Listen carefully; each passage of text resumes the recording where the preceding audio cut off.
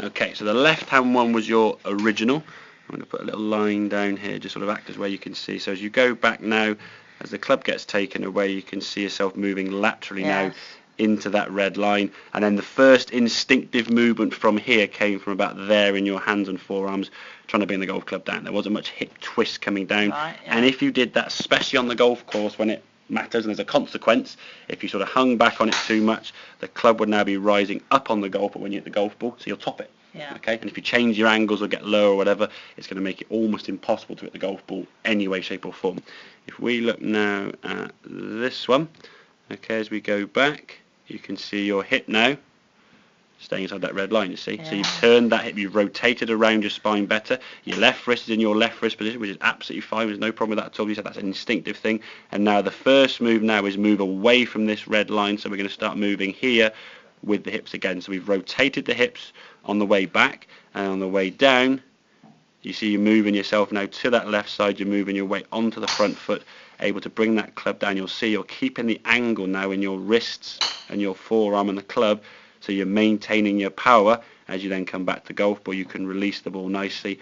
All your weight now and your right foot is actually moving before impact, which is good, as you then release through up onto that left side. So you can see the finished position now. That right foot, I would say, is moving now more as a result of these hips twisting that way, as opposed to you just sort of going, well, I'll just kick it through for the sake of it. Okay, it's kind of almost got to follow that, because that's what happens. The swing starts from the ground up.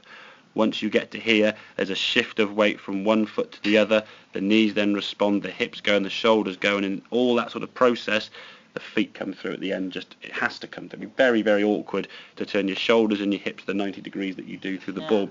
Keep that right foot on the ground. It would hurt your right knee after a while, so you just wouldn't naturally do it. Okay? The only reason that foot stays on the ground is if your weight is on that right foot when you sway back and you can't move it. So you sort of swing through the shot, and then therefore then the right foot goes, well, I'll just sort of come through a little bit now. And some of your shots, your right foot sort of sometimes would finish sort of in that position here, rather than up on its toe fully with a full release of the body. Okay, so we can think hips is the thing. Okay, your backswing now, we'll say with that left wrist, it's a unique thing to you. Say Dustin Johnson does it, and it doesn't do him any harm. So it's about looking at what you do. This position at the top of the backswing is what we call a closed club face with that left wrist there. So in theory, the golf ball should go way left. If your golf ball is going way left, that is not a fault, it's a characteristic. And that's the identification of positions.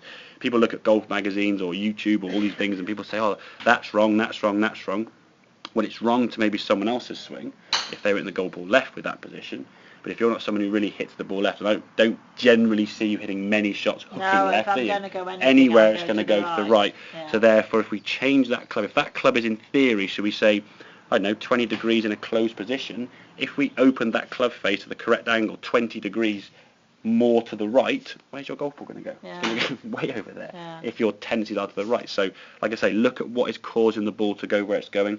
You were topping the golf ball or miss-hitting the golf ball, not getting your power or any distance, because most of your swing was coming from the arms and the hands here. The hips weren't doing the proper job.